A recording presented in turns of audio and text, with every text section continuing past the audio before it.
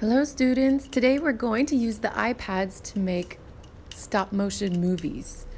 If you don't remember the password, I keep it very basic during these projects. And there's the pink stop motion app. When you open it, you see lots of different projects. You're going to turn the iPad horizontally and then create a new project by adding a plus symbol. You can dismiss any tips that it puts up, and then you're going to see, hopefully, that the camera is on and working, and it's time for you to set up. The best movies take their time to set up. Right now I have this iPad up on a kind of a rack, and I want to get something really nice in my frame. So I'm zooming in, and I'm paying attention to the edges of the frame, what's in it, what's not in it. And right now I'm making sure it's not on green screen. So I hit the camera button and took it out of the green screen setting for now because I saw there was a weird effect happening on this greenish mat. If you are using green screen, that's where you'll turn it on. And we want to set our project to 8 frames per second. That's 8 FPS. That means that for every 8 stills or frames you take, it will take 1 second of movie time. So in order to get just a few seconds of movie time, you actually need to take a lot of images.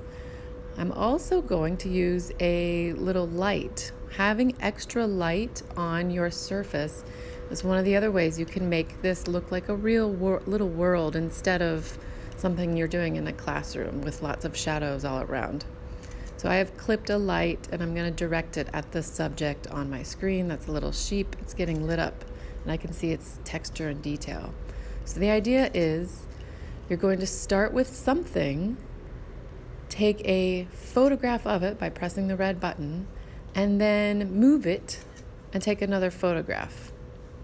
And so this is why it's great to work with friends, with a group of people, so that different people can have different jobs. And I'm working to get about 16 frames. That's only 2 seconds of time. So you have to think about how much will my thing move in 2 seconds.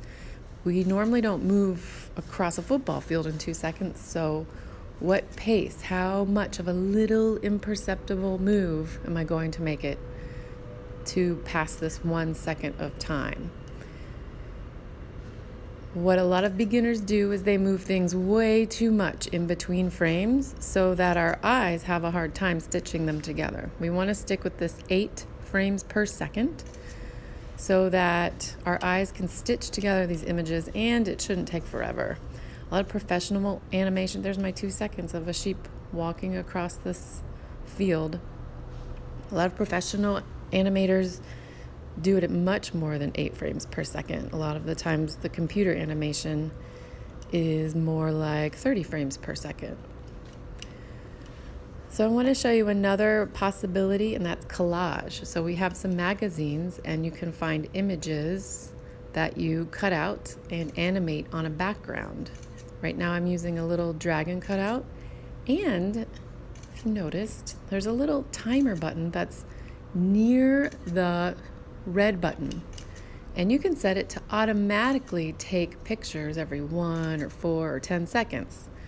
And so you're going to time yourself and move your object, remove your hand, and kind of get used to that rhythm of an automatic camera. So it's a little clock or timer right below the red button so that it starts to take its own pictures. This is a way to kind of pick up your pace if you haven't been taking many pictures and if you're getting good at it. So with one person, this was an easy way to do it. When I accidentally caught my hand in one of the frames, I was able to tap on that frame and then trash it. So any mistake frames can be trashed. What I do is I just keep working, keep taking photographs, and then go back at the end and trash any frames that have my hand in it or have something that I don't want going on. I also just turned on onion skin. That's the little slider up and down on the left that we can't see very well. That helps you see where your last image was. So it kind of does an onion skin overlay of where your image currently is and where it was last time, so you can make sure that you're moving it the way that you want. And I still have this on a 1 second timer, which is very fast. But you can see it's helping me get up towards my goal of at least 100 or so frames in a class period. And if you can do more than that, then you've got a real little film. You can have sound and dialogue. All of those things happen when you tap on a frame and see what your choices are. All right, so here's my animation of a sheep and a dragon.